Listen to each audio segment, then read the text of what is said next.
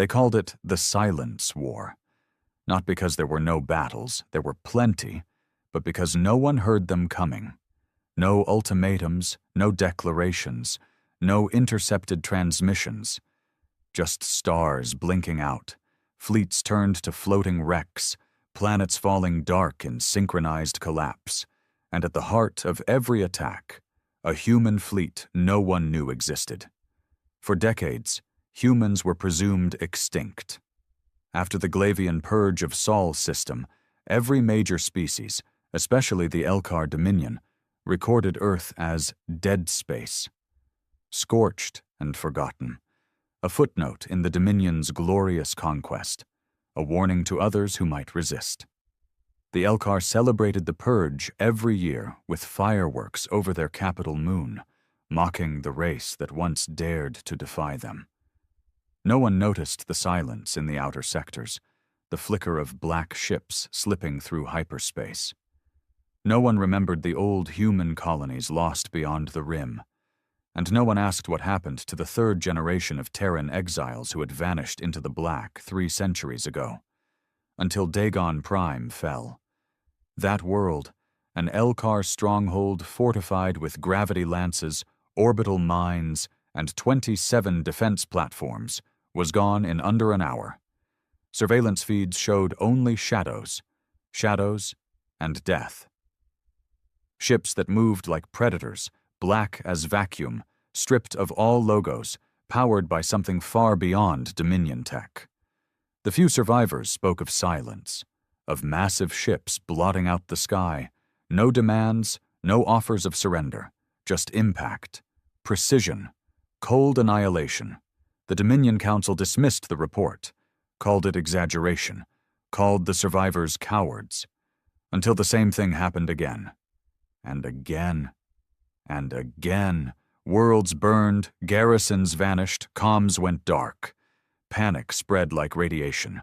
The only thing linking the events was the symbol burned into the wreckage. An ancient Terran sigil. Not a flag, not an emblem. Just 3 words etched in plasma. We remember everything. High Lord Tarsik, the supreme strategist of the Dominion, summoned his inner circle. They scoured ancient data archives, dusty records from the pre-purge wars. That's when they found it. Project Exodus, a forgotten contingency plan buried beneath bureaucratic rubble, spearheaded by a Terran commander who disappeared during the final days of the Sol siege. A man named Commander Rhine. He was presumed dead. They all were. But then again, so was Earth. Rhine had been known for one thing: never backing down. Even when Earth begged for surrender, even when the last governments fell, he took a fleet and vanished into deep space, leaving only a message behind. They will forget us. Let them. That is when we'll return. The inner circle laughed it off, until a Dominion admiral defected and brought footage of a captured ship, human tech beyond comprehension. A vessel powered by a core that twisted space itself, capable of instant system jumps, untraceable energy signatures, weapons that bypassed shields as if they weren't even there. The human fleet was not just advanced, it was angry and methodical. They didn't attack civilians, they didn't strike randomly. They hit military worlds, data centers, shipyards, strategic, surgical, brutal. Every move spoke of someone who studied the Dominion from the shadows, someone who knew exactly how they'd fall, and they were falling. Within 5 months, the Dominion had lost 1/3 of its territory. Morale collapsed, factions splintered, whispers of the Terran return infected the halls of power. The Council began purging its own, suspecting treason. Still, no one knew where the fleet came from, until a single human broadcast shattered the veil. It lasted 7 seconds. One man, staring into the feed with dead eyes. No insignia, no rank, just scars, stubble, and a voice like cold iron. 300 years ago, you burned our world. We remembered. Now you'll forget yours. The feed cut. The next system fell in 20 minutes. The sky over Earth had been bleeding fire. That's what Commander Ryan remembered most from that day. The horizon split by burning satellites, orbital wreckage falling like iron rain, oceans steaming under energy blasts that cracked the crust. The Elcar called it a purge, but it wasn't war. It was slaughter.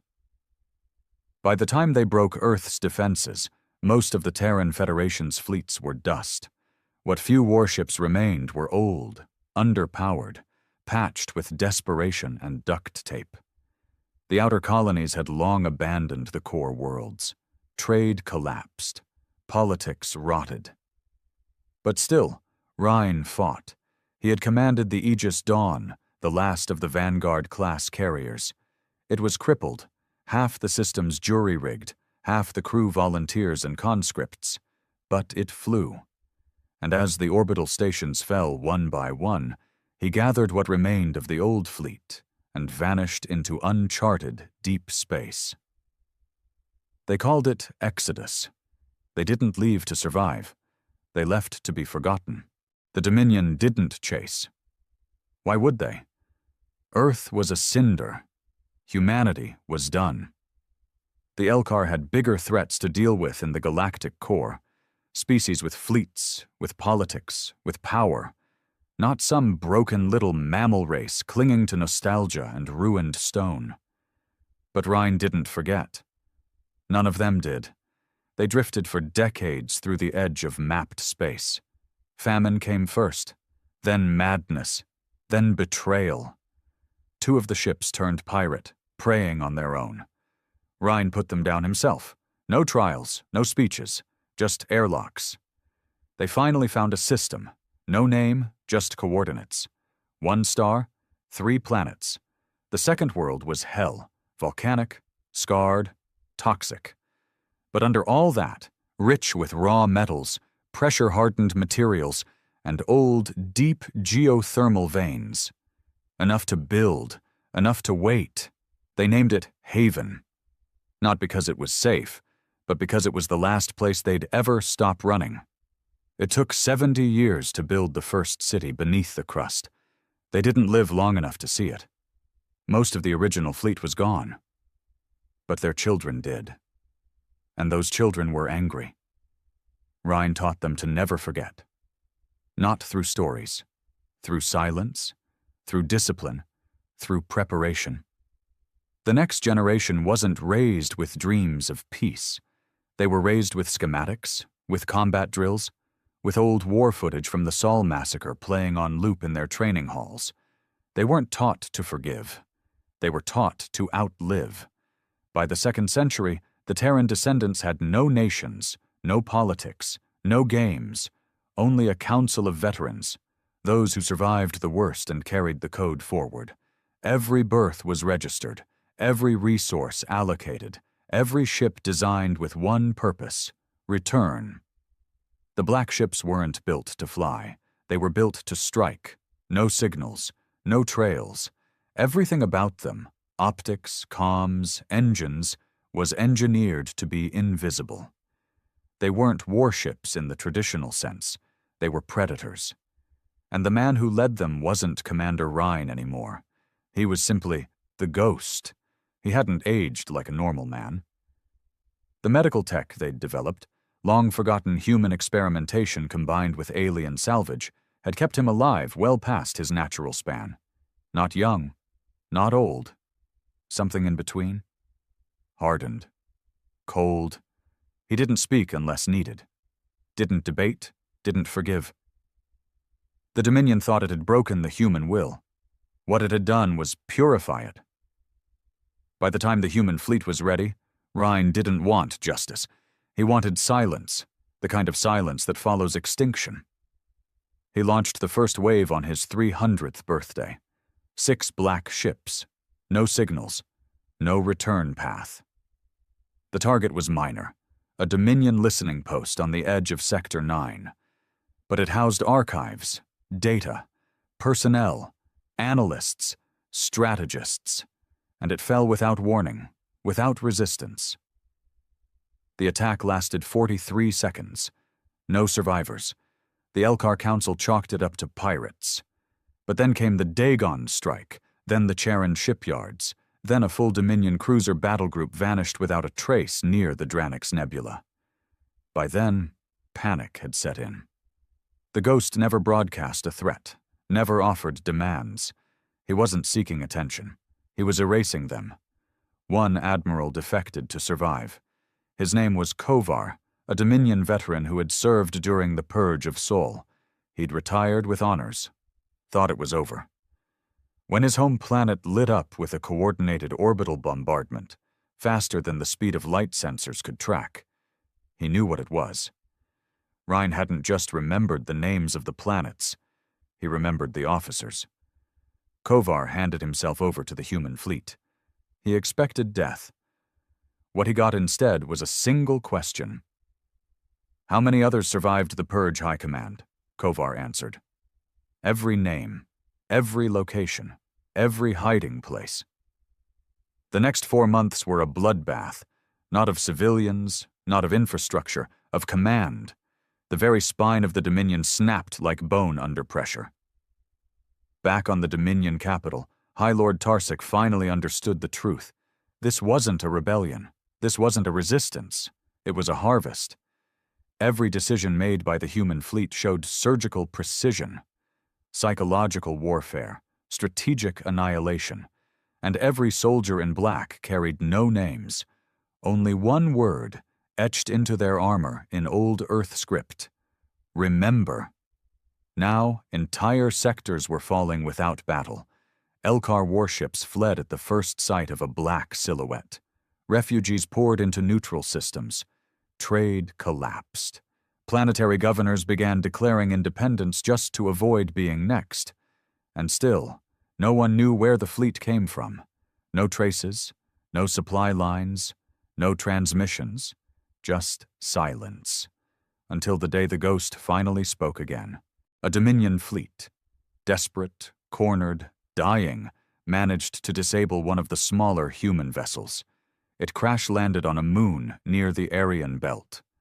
A salvage team found the wreckage, torn apart by Dominion guns.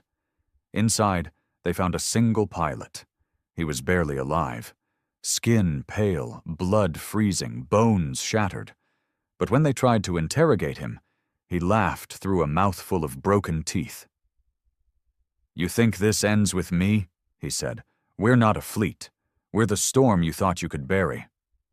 And then he bit down on a hidden neural detonation implant, disintegrating his own skull before they could extract data. Still, the Dominion had one clue: a partial star map, ancient, fragmented. But it pointed to a system no longer on record, a place buried under hundreds of years of gravitational drift and dark matter storms. They called it the Black Cradle. They dispatched a scout fleet, 12 ships, some of the best they had left.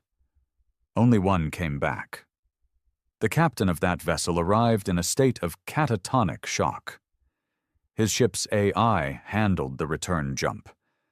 When Dominion medics pulled him from the cockpit, he had clawed bloody lines down his own face and kept whispering one sentence: "They're building more." The Elcar Dominion's golden age was rotting from within. With every passing week, their empire shrank. Former allies began breaking their pacts. Border worlds started flying new flags or no flags at all. Trade routes turned into battlegrounds, and faith in the Council evaporated.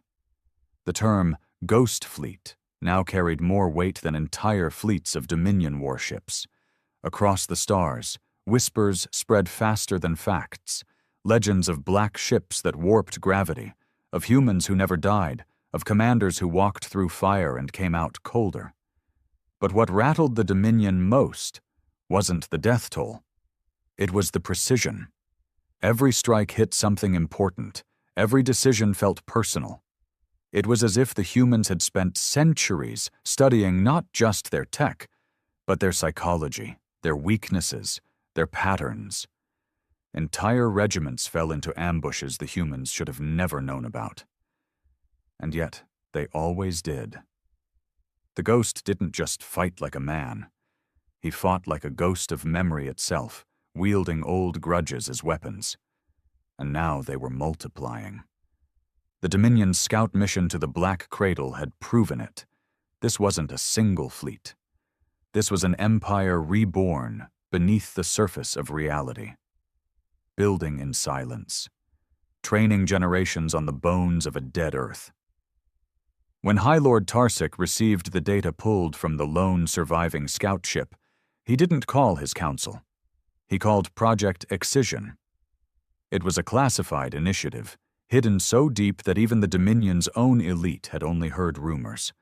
A kill switch built centuries ago for species thought too dangerous to leave unchecked. The logic was simple. If total war couldn't stop them, genocide would. The target wasn't the ghost. It wasn't even the fleet. It was the source. Tarsik issued a blackout order on the system known only by its old code name, Echo 7. The records claimed it was a failed mining colony. In reality, it was a prison satellite, housing the most advanced bioweapons the Dominion had ever engineered. Locked. Forgotten. Until now. 2 weeks later, a Dominion destroyer arrived at Echo 7 and activated the last stored payload. Orcus 9. It was a plague designed to burn through neural tissue, targeting only specific DNA markers. In this case, the human genome. No cure. No containment. Once released, it would drift through systems, bond to oxygen molecules, and begin the slow process of turning blood to ash. Dominion officers launched the payload and set its path toward the suspected coordinates of the Black Cradle. It never arrived. 3 days into its path, the ship vanished. Not destroyed. Not hijacked. Just gone. The Dominion assumed a malfunction, until it happened again. Then again. Then again. 4 separate delivery missions. 4 disappearances. By the 5th attempt, they stopped trying, because the message came through. Tarsik awoke to it blinking on his private terminal. No origin, no traceable signal. Just a short video file. It opened with a simple shot. A Dominion admiral, one of the plague payload commanders, strapped to a chair. Blood trickled from his eyes. His lips were sewn shut. His breathing was shallow. Behind him, a silhouette stepped into view. It was the ghost. He didn't speak at first, just circled the man like a teacher correcting a student. Then, in a voice as quiet as frost, he said, "You tried to finish what you started." Again. He looked into the camera. "This isn't revenge, this is prevention." Then the screen turned to static. The feed ended. The Admiral's body was found orbiting the Dominion capital, embedded in the outer hull of the High Council Tower. No explanation. No break-in. Just there. The Dominion's leadership began to fracture. Some wanted negotiations. Others demanded escalation. A few even suggested abandoning the outer colonies and consolidating in the core. But none of it mattered, because the ghost had already moved on to Phase 3. His goal was never just collapse. It was isolation. And it was working. One by one, Dominion allies signed secret accords with the human fleet. Not because they loved humans, but because they feared what the Dominion had become. Paranoid. Vengeful. Weak. Some species remembered Earth differently, not as conquerors or fools, but as builders, traders, innovators, the first race to break gravity with nothing but sweat and steel, the first to put emotion above protocol. Now, they were something else entirely. At the edge of Dominion space, in a system stripped bare by war, a new kind of signal emerged. It was ancient human code, piggybacking on defunct satellites, repeating the same message. Sul has returned. It was an invitation, or a warning. It reached every known sector in under a day. Meanwhile, in the Black Cradle, beneath layers of iron sky and electromagnetic storms, the Terran Council convened. They weren't politicians. They weren't even officers in the traditional sense. They were survivors, men and women forged in the silence of deep space, guided by the Ghost's teachings. Every one of them had lost something to the purge: parents, children, home. Now they controlled the most dangerous force in known space. One of the younger commanders, a man known only as Kalen, stood at the tactical holotable, his jaw clenched, his eyes hollow from years of training in vacuum environments. "Dominion Command is flailing," he said. "Tarsik's running scared. We've crippled their production, shattered their chain of command, collapsed their trade." "And the people?" another voice asked. Kalen hesitated. "Starving, fleeing, revolting. Some are even hailing us as liberators." A pause. Then the Ghost stepped forward from the shadows behind the council. His coat was dark, frayed, his face unreadable, eyes like burned coal. "We are not liberators," he said flatly. "We are a warning." Silence. Then he turned to Kalen. "Begin Phase 4. Kalen stiffened. "Are you sure?" "That puts our assets on open record. Once we move forward—" "They already know we exist," the Ghost cut him off. "Let them see how far we've come." He tapped a control node. A new map lit up, star systems marked in red, each one corresponding to a key piece of Dominion culture: religious centers, historical archives, elite academies. Burn the legacy. Leave the bones. It was poetic, in a way. The Dominion had tried to erase Earth from memory. Now Earth would erase them. Back in Dominion space, chaos had become routine. Former colonies broadcast desperate pleas for peace. Pirate syndicates claimed entire trade networks.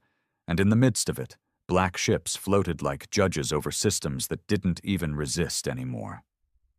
But there was one system left untouched. Elkar Prime. The Dominion's cradle. The place where the purge had been signed, authorized, celebrated. Where the Ghost's parents had been executed live on interstellar feed as propaganda. For years, no Terran ship had gone near it. Not because it was too dangerous, but because it wasn't time.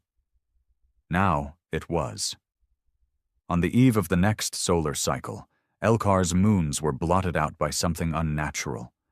A fleet so large it darkened the orbital grid. Not just warships, terraformers, carriers, massive obsidian-class dreadnoughts with hulls carved from asteroids and reinforced with unknown alloys. They didn't fire. They simply hovered, watching, waiting. And then came the broadcast. Not from the Ghost this time, but from every speaker system, every personal terminal, every public square on Elkar Prime. A single line. "You watched us burn. Now you'll learn what silence sounds like." On Elkar Prime, fear had replaced authority. The capital city, once gleaming with polished towers and quantum latticework, now looked like a fortress preparing for its last stand. For the first time in generations, the Elkar people saw military patrols in the streets, not for ceremony or pride, but desperation. Civilians watched the skies with dread. The artificial moons, once symbols of technological supremacy, were gone, eclipsed by the black ships. They had heard the stories, dismissed them as myth, propaganda, rebellion-fueled lies. But now the shadow above was real and silent. No threats, no demands, just presence. High Lord Tarsik had not slept in 4 days. Every attempt to contact the Ghost was met with nothing. Dominion fleets had already abandoned outposts, defected, or vanished trying to intercept him. He knew now, deep in his decaying pride, that the war was lost.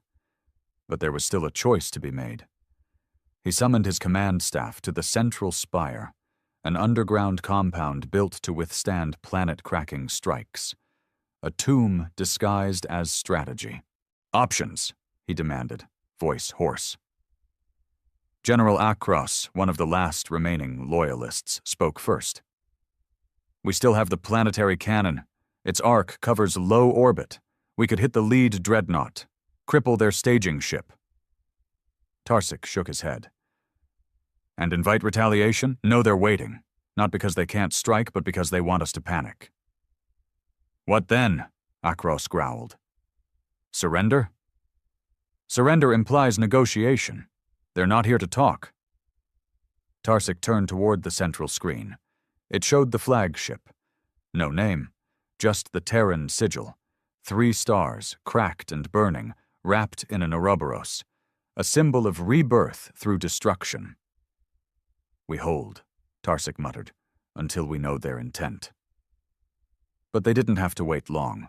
The broadcast came exactly 72 hours after the first shadow appeared. It played across every channel, visible and encrypted alike. Even children's implants couldn't block it. Dominion AIs failed to intercept or halt the feed. It was as if the system itself had submitted. The screen went black. Then, an old Earth melody began. Piano. Software broken. A tune from centuries ago, lost to most species but unforgettable to Terran blood. A nursery lullaby. Then came the voice. The ghost. You watched our world die. You cheered as children turned to ash. You built empires on bones. And now, when the wind turns, you wonder if the storm can be reasoned with. His face appeared, older now, worn, scarred, but behind his eyes, calm. The calm of someone who no longer doubts, someone beyond rage. We were not your equals then. We are not your equals now. We are something else, something you cannot measure with fleets or alliances. He leaned closer to the feed. You thought silence meant submission. It didn't. It meant calculations, a feed cut. Seconds later, the first strike hit. But it wasn't a bombardment. It was a pulse. A coordinated EMP burst across every Elkar orbital platform, war satellite, and planetary cannon. Lights died. Gravity anchors collapsed. Drones dropped from the sky like dead birds. The capital city plunged into blackout. Then came the second wave. Not weapons. Voice. The Terran fleet deployed wideband psychological warfare programs. Loops of purge footage played back over the city's public squares. Reversed images of burning Earth mirrored with present-day Elkar footage. We remember. We are not gone. You are. The civilian population broke. Riots erupted as fear turned into madness. Parents tried to flee with their children only to find that transport networks were frozen. Panic became suffocation. General Akros tried to launch a retaliatory strike manually, but the command center doors never opened. When his guards tried to override the lockdown, they found the access codes had been rewritten. By whom? No one knew. But then someone checked the logs. The override protocol had a signature. Not Elkar, not Dominion, Terran. The ghost had already entered the system's brain. Tarsik stood in the observation tower as the sky flickered with the dance of orbital fire.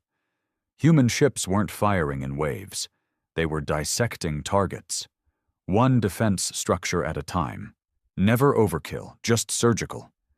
One by one, the lights over Elkar went out. But Tarsik wasn't done yet. He activated the final protocol. Deep beneath the capital was a chamber most Elkar didn't even know existed. A vault containing a relic of pre-Dominion age. The Soulfire Protocol. An AI weapon that merged with a user's consciousness, amplifying commands into reality-level computational warfare. It required a life to activate. Tarsik inserted his credentials and placed both hands into the neural cradle. It began. Pain ripped through him as the AI flooded his synapses. It screamed against his mind, ancient, furious, twisted by time, but it responded. Above, Dominion war factories that had been dormant for centuries powered on. Drones launched, counter-signal barrages erupted, and orbital mines activated. It was Elcar Prime's last gasp. And the ghost answered it personally. On board the flagship Vigilant Memory, he watched as Dominion defenses screamed back to life. He didn't flinch. "Do we engage the drones?" Kalen asked at his side. "No," the ghost replied. "Let them exhaust everything." "But they're regenerating systems. They're adapting." "Exactly. Let them reach their peak. Let them believe they still have control." Minutes passed. The battle in orbit intensified. For a brief moment, Elcar weapons actually grazed the outer hulls of Terran dreadnoughts. Dominion command rooms cheered, until every single Terran ship disappeared, not exploded, not shot down, just vanished. Sensors read nothing, communications blacked out, even AI tracking systems failed. Elcar forces froze. Then the ghost reappeared. Not in orbit, on the surface. Dozens of black ships dropped from low atmosphere, bypassing all defense layers, using trans-gravity folds the Dominion had only theorized about. They landed silently across the capital like judges stepping into court. The ghost walked among them. No helmet, no armor, just a black coat, a pulse pistol on one side, and silence on the other. Elcar soldiers surrounded him, shaking. Some dropped their weapons, others fired, only to find their guns jammed by unknown interference. He walked straight toward the central spire, and no one stopped him. Inside, the elevator rose. Tarsik, still plugged into the Soulfire cradle, felt the tremor. His vision blurred. The AI screamed in protest. The elevator doors opened, and the ghost stepped in. Tarsik tried to unleash the Soulfire's full wrath. Digital tendrils lashed out to kill the intruder. But they didn't reach. The ghost didn't even move. A single pulse from a drone behind him, an anti-neural wave, neutralized the entire cradle. The lights dimmed. The AI died, and the Elcar dream ended. Tarsik coughed blood, slumping forward, eyes wide in disbelief. "You're not just soldiers," he gasped. "You're gods." "No," the ghost said. "Just men you should have killed properly." And with that, Tarsik died. His body slumped over the machine that once made him a ruler. Outside, the Black Fleet began its retreat. No occupation, no demands, no banners. The Elcar Dominion had fallen, and in the silence that followed, one message was broadcast to the entire galaxy. Let this be the only warning we ever give. There were no victory parades, no fireworks, no grand declarations from balconies. The Terrans didn't celebrate. They dismantled. Within a week of the Dominion's fall, the Black Fleet withdrew from Elcar Prime and vanished into the stars without a trace. Cities were left smoldering but untouched by further strikes. No installations were occupied, no spoils were taken, and the message was clear. This was never about ruling you. It was about erasing what you were. Across former Dominion space, species scrambled to understand what had happened. Some cheered in the shadows, glad to see the Elcar fall. Others panicked, unsure if the Ghost's fleet would come for them next. But no further attacks came. Just silence. The Terran fleet was gone. Like a storm that rolls in, tears the sky open, and disappears before dawn. But inside the black cradle, the Ghost didn't rest. He watched the stars from the observation deck of the Vigilant Memory, the ship that had led the war. The others had returned to Haven and the surrounding colonies, now fully self-sufficient and hidden again under advanced cloaking veils. But the Ghost remained in the dark, orbiting nothing. He stood alone, except for one figure beside him, Kalen, the commander who had carried out the strikes with unwavering loyalty. "They're rebuilding already," Kalen said. "What's left of the Dominion? Smaller factions, civilian councils, trying to piece it all back together." The Ghost didn't look away from the stars. "Let them. You don't want to strike again? We struck enough." Kalen hesitated, then asked the one question no one else dared. Was this justice?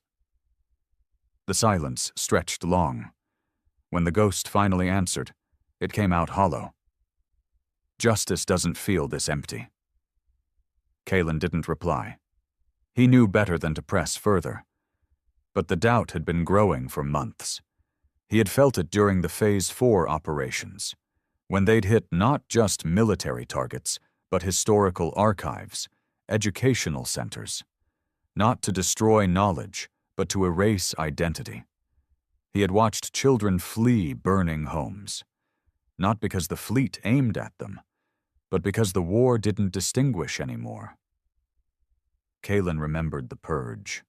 His parents had died screaming under Dominion fire. But now, years later, he couldn't ignore the pattern. Had they become the very thing they hated? That night, Kalen walked into the ship's data core and accessed something forbidden. Operation Ember protocols. A buried file under black clearance, one only the ghost was supposed to access. It contained logs. Thousands of them. And they weren't war plans. They were execution lists, not just soldiers, scientists, historians, engineers, civilians flagged for cultural contamination. They weren't all guilty. Some were just Elcar. Kalen stared at the files for a long time, then quietly walked out. He said nothing, but the seed of doubt had taken root. Back on Haven, the mood was different. Generations of humans, children and grandchildren of the exiled, had never even seen Earth. They didn't carry the trauma of the purge the way their parents did. All they knew was the cold, the silence, the drills, and now, the silence was lifting. For the first time, sunlight touched the domed cities under Haven's crust. The blackout protocols were lifted. Streets buzzed with cautious music. Laughter echoed for the first time in decades. A council gathering was held. Not a military one, civilian. A historian named Marek stood before a crowded chamber and asked the question everyone feared. What do we do now? They had been bred to fight, trained to avenge. Every system, every school, every song had been built around pain and retaliation. But now that the war was over, no one knew who they were supposed to be. Marek proposed something radical. Restoration. Not of Earth, it was gone, but of knowledge, of culture, of the things lost not just in the purge, but in the obsession that followed it. There was resistance, of course. Some saw it as betrayal. Others called it weakness. But the motion passed. For the first time since the Ghost's exodus, the Terrans opened their gates to outside species, not as conquerors, but as witnesses. A new fleet was built, not black, not silent. White, sleek, diplomatic vessels, staffed with a new generation who had never fired a weapon in war. They were called the Recall Envoys. Their job wasn't to threaten, it was to remind, to tell the truth of what happened, and what could happen again. But even as Haven began to bloom, the Ghost withered. He spent more time in isolation. Fewer orders, fewer meetings. The crew began to whisper. Kalen visited one night. He found the Ghost alone in a chamber of relics, pieces of the old Earth, a broken Terran flag, charred remains from the first orbital strikes, and a photo of the original Exodus crew. I read the files, Kalen said quietly. The Ghost didn't turn around. Then you understand why we couldn't leave it to chance. They weren't all guilty. They watched, the Ghost replied, and watching made them complicit. But what about us? Kalen asked. What have we become? For the first time, the Ghost turned. His eyes were bloodshot, tired, not from battle but from memory. We became survivors. Kalen stepped closer. And now? Now the Ghost had no answer. He simply looked down at the cracked photo in his hand. You know the irony, he whispered. I don't even remember their names. My crew, the ones who followed me into exile, I burned so many memories to keep the mission alive that I forgot what we were saving." Kalen watched him, heart heavy. "It doesn't have to end like this." It already has. A few weeks later, the vigilant memory vanished. No launch, no broadcast, no trail. The ghost left no message, only his coat, hung on a chair in the command bridge, and a final log file embedded in the ship's AI. It played only once, to Kalen. "I was not a hero," the ghost said. "I was a knife, a tool. I did what needed to be done, but a knife doesn't belong in a cradle." His last words. "Don't remember me. Remember why." The ghost's disappearance changed everything. Not all at once. Not in a grand moment, but like erosion. Quiet, subtle, inevitable. At first, the Terran command structure held strong. Kalen and the remaining council members took charge, guiding Haven and its allied colonies toward a new era.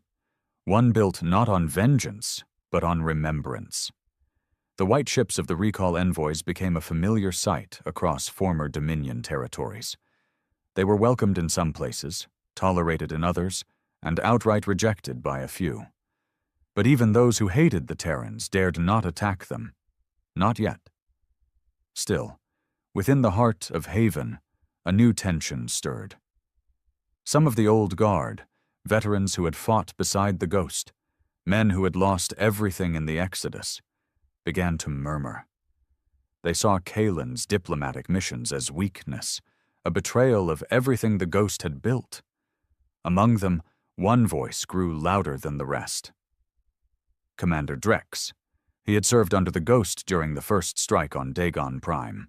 A ruthless tactician. Loyal. Unyielding. But his loyalty had always been to the war, not the ghost's vision of calculated justice. Now, with the ghost gone and Kalen preaching peace, Drex saw his opportunity. At a closed-door assembly deep in the military dome, Drex stood before a small crowd of hardened officers and said what many feared to admit. "We were made to end them," he growled, "not to preach to them." Kalen, of course, was aware of the tension. He had spies in every unit, every corridor of Haven's core. He knew Drex would move eventually, but he hadn't expected it to be so fast. On the 5th month of peace, a Terran envoy ship, Pathfinder Blue, was shot down over the Author Expanse. There were no survivors. At first, local pirates were blamed, but when the data logs were recovered, the truth was worse.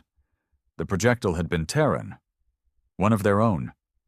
The war hadn't ended. It had only changed shape. Kalen convened the emergency council under the stone halls of the original Exodus base, where the first black ship had been designed, and where the ghost had once sworn to return only when the war was over. Now Kalen stood at that very same pulpit, reading the recovered logs aloud. Trajectory confirms a stealth drone launched from Orbit Sector 9G.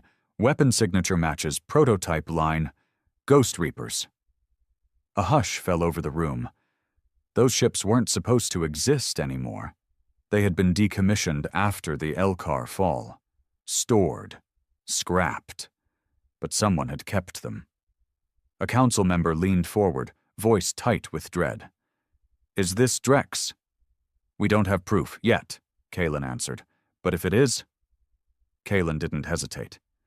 "Then he's become the very thing we fought." Far from Haven, hidden in the remains of an old Terran relay station orbiting a dead moon, Drex had built something he called the True Path.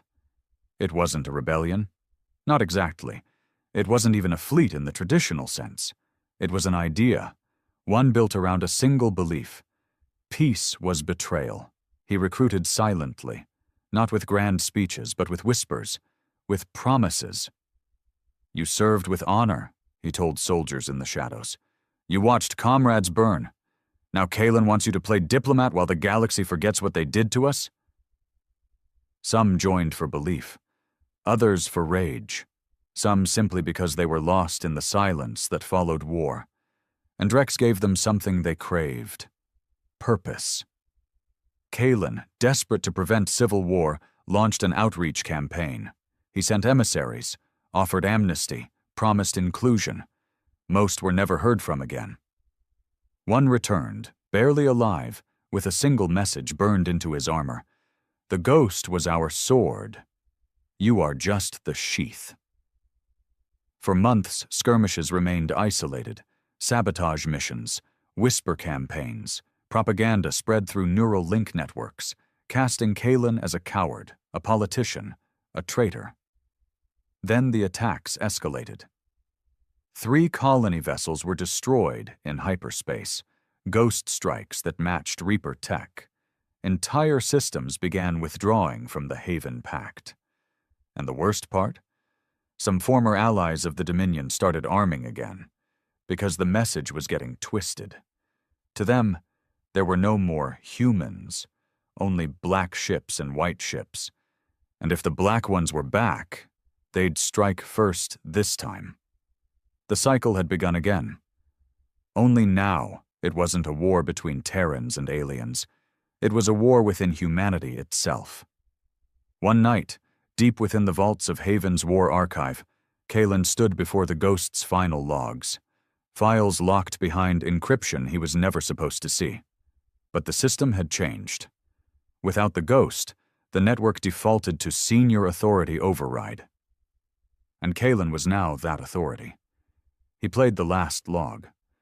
The ghost appeared, not in armor, not in uniform, but as a man. Haunted. Tired. "Every war leaves a second war behind," he said. "The one no one talks about. The one in the hearts of those who can't forget." He leaned forward. "I trained them to win. I never trained them to stop." And there it was. The truth Kalen had feared. The ghost had built a machine of vengeance, but he never built a way to turn it off. Now Kalen had to do what even the ghost hadn't done. End it. The plan wasn't complex, but it was dangerous. He would find Drex, not to fight him, not at first, to face him, to offer him something no one else had, closure. Not as a commander, but as a witness. He ordered the council to keep his departure classified. Only one man knew, an old technician who had once served with both the ghost and Drex. His name was Bale, and his body was failing, but his memory was still sharp. "I told him back then," Bale rasped. "You raise men to be blades. Don't be surprised when they start cutting on their own." Kalen nodded. "I need to talk to him. Just talk." Bale laughed bitterly. "Then take armor. You might need it." 3 weeks later, in the silence of the dead moon orbiting Varn's belt, Kalen landed a white stealth pod on the old relay station where Drex had built his fortress. No guns, no fleet, just a signal flare and a message. Commander Kalen, alone, unarmed, requesting parley. The hatch opened 3 hours later, and Drex walked out. He looked older, rougher, eyes bloodshot, voice heavier, but his back was straight. "You have a lot of nerve," he growled. Kalen didn't flinch. "So did the ghost. That's why we followed him." "You turned your back on his mission." "I honored it," Kalen replied calmly. "He gave us justice. I gave us a future." "You gave them mercy." "No," Kalen said. "I gave us mercy." Drex stared at him for a long moment. Then, with a snarl, he drew a blade, an old Earth combat knife, etched with the ghost's name, and stabbed it into the ground between them. "Talk," he growled, "but make it count." The relay station was silent. No hum of reactors, no flicker of ancient monitors, just cold metal and the breath of 2 men who had survived a war but now stood on opposite sides of what came next. Commander Drex's knife trembled in the floor between them, vibrating with the station's low orbit oscillation. Kalen didn't look at the weapon. He looked at the man. "You've been busy," Kalen said, eyes steady. Drex sneered. "While you give speeches and paint ships white, yes. Some of us remember what we were trained for." "You were trained to end a threat," Kalen said calmly. The Dominion's gone. No, Drex barked. It changed. It's hiding behind children now, behind councils and restorations. They just wear new skin. Kalen stepped forward, careful not to provoke. And what are we, Drex? What do we wear now? The ex-commander's jaw clenched. We wear the memory of Sul, of burning oceans, of ash in our mouths and screams in our ears. We wear the truth. Then tell me the truth, Kalen said. All of it, not just the part that justifies more killing. Drex crossed his arms. He was built like a machine, but his face carried years of pain behind the hardness. The ghost taught us that mercy is a trap, that forgiveness gets you killed, that the only peace we'd ever know was the silence of our enemies. He also disappeared, Kalen reminded. He left no order to burn the galaxy. He left us to choose. That was his mistake, Drex spat. He left you. Kalen sighed. Drex, we've already won. No, Drex said, voice low and bitter. You want a pause, and in that pause our people forget. They marry alien blood. They erase the names of those who burned. They call our cause extreme, even dangerous. Because it is, Kalen snapped, sharper than intended. You're breeding another war, only this time we'll be killing ourselves. Drex stepped closer. Then maybe that's what it takes. Purify the legacy before it becomes weakness. Kalen's face darkened. So this is about purity now? It's about direction, Drex growled. We were heading toward something. Unity, discipline, power. You turned us into another galactic debate club. I gave us survival. You gave us decay. The words hung between them like venom. Then Kalen said something he hadn't meant to say aloud. Do you even remember what peace feels like? Drex blinked, and for the briefest moment, something cracked. The commander looked away, into the flickering darkness beyond the station's hull. No, he admitted. I don't. Haven was never home, just a bunker with air. Earth was the only thing that felt like anything, and we lost it. Kalen saw the truth now, not just anger in Drex's heart, but grief, the kind that turns to hate because it has nowhere else to go. You didn't start this movement for war, Kalen said quietly. You started it because you can't live with peace. Drex didn't respond, but his silence was answer enough. Back on Haven, unrest had begun to boil. Rumors of Kalen's disappearance spread. White Fleet commanders grew nervous. A few border colonies pulled their ambassadors, fearing the return of the Black Fleet. One of Drex's lieutenants, a man named Vorin, launched an unsanctioned attack on a small trade route used by Elkar refugees. 3 ships were destroyed, all unarmed. The message was clear. Drex's movement wasn't in hiding anymore. They were testing the lines. Kalen's return would have to come with a reckoning, either a truce or fire. Back at the relay station, Kalen looked at Drex and saw the edge drawing near. I'm not here to argue philosophy, Kalen said. I'm here to ask you one question. Drex raised an eyebrow. And what's that? Kalen took a breath. If the ghost walked in here right now, would he be proud of what you've done? Drex didn't answer right away. Then he turned, slowly, and walked to a small steel case embedded in the wall. He opened it. Inside was a small data cube, an old analog chip, wrapped in blackened alloy, marked only with the ghost's original Terran ID code. I have his last war file, Drex said. Kalen froze. That file was deleted. Not all of it, Drex said.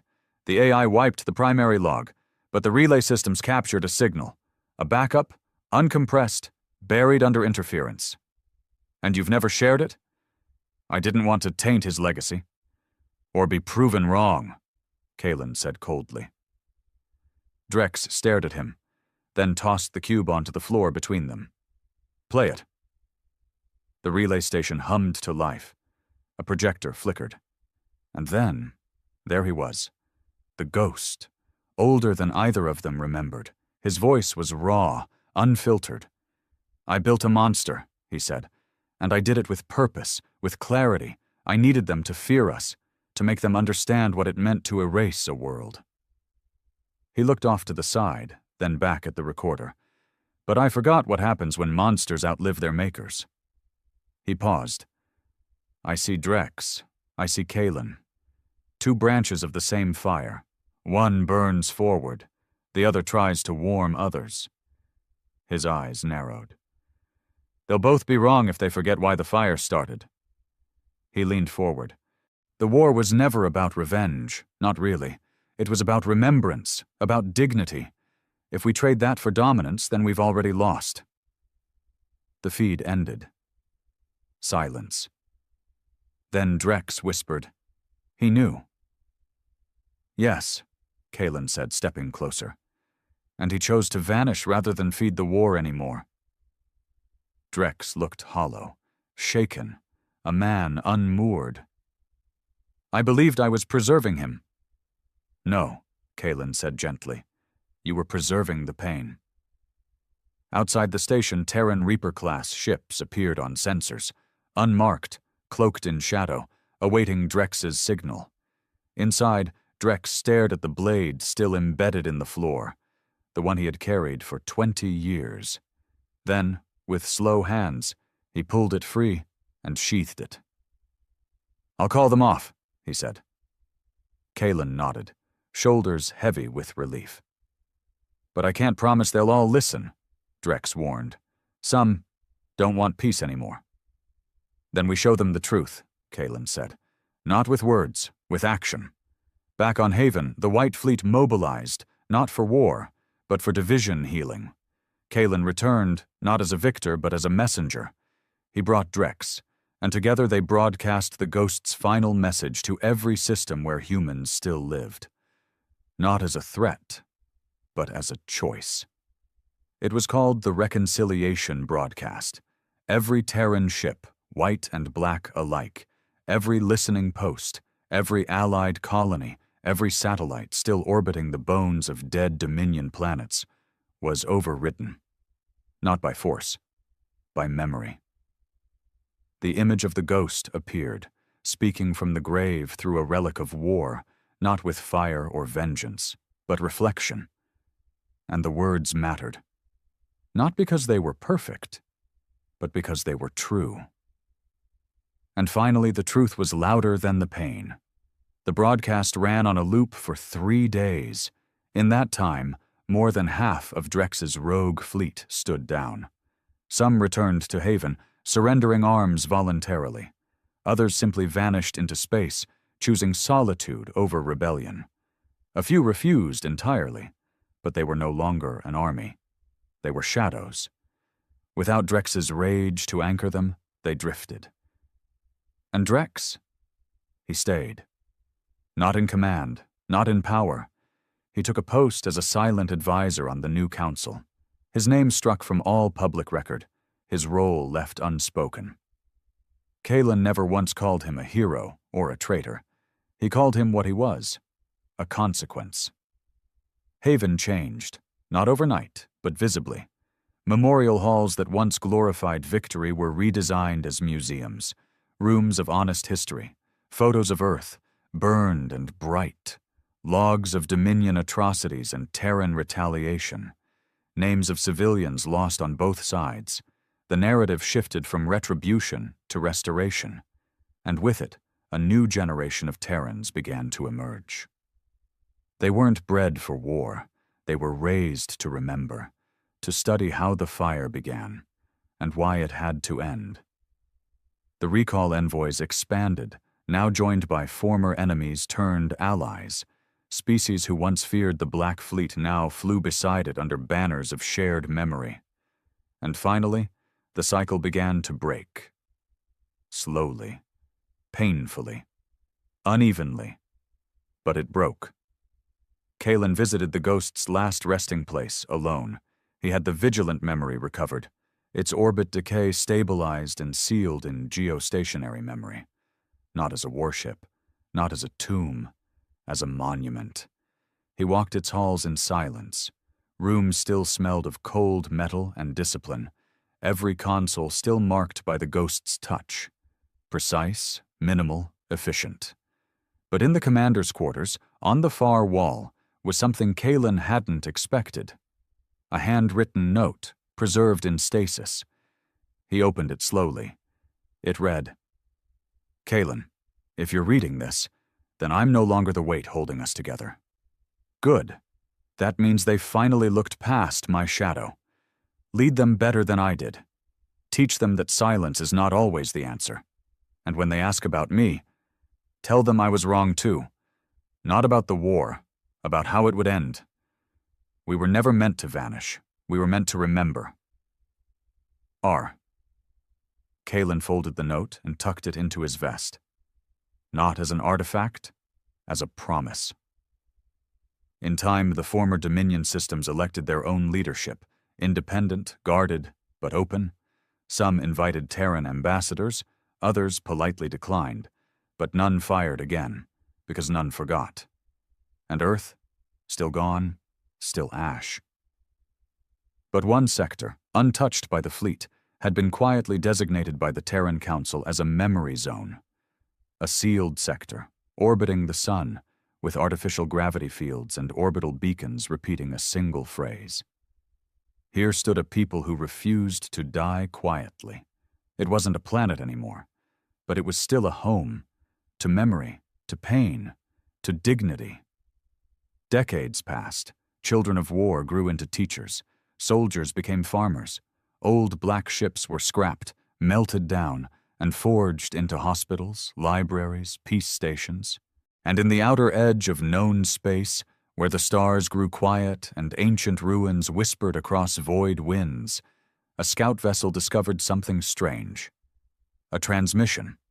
Not Terran, not Dominion, not known. Just a single phrase in an unknown tongue. Roughly translated, "Where is the fire that once taught the galaxy fear?" Kalen read the report himself and smiled. Not because it was true, but because it meant they remembered, even in fear, even in silence. The last scene plays out not on a battlefield, not in a ship, not even in space, but in a classroom deep within Haven's rebuilt core. A child raises their hand and asks, "Were the humans really monsters during the vengeance cycle?" The teacher pauses, then answers softly, "No, but they were angry enough to become them." And that was the truth. The fire hadn't been justice. It hadn't been evil. It had been grief. And finally, after centuries, it had cooled. But it would never be forgotten, because no one knew where the human fleet came from, until the Empire was gone. And by then, it was already too late.